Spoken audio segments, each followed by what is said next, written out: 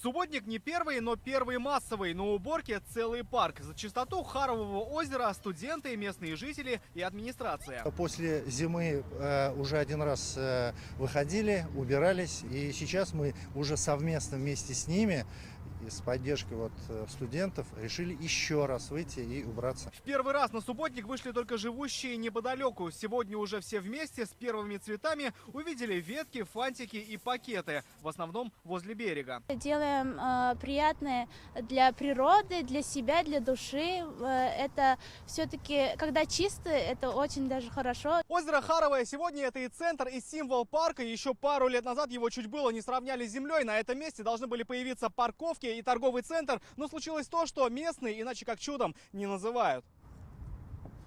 Назиля Альмашева вспоминает, как все вместе встали на сохранение озера. Они дошли до президента республики. Он не остался безучастным, лично приехал убедиться, что озеро живет. В день его приезда выплыли как раз краснокнижные утки. Наверное, это судьба была для озера, чтобы его сохранили. Иначе экопарк все же могли закатать в асфальт. У озера не было даже водного паспорта. Теперь есть и документы, и редчайшие обитатели. Краснобрюхие лягушки, птица-камышница, лысухи и харовые водоросли. Местные продолжают дарить им дом, в котором приятно жить. Рамиль Шайдуллин, Игорь Романов, ТНВ, Казань.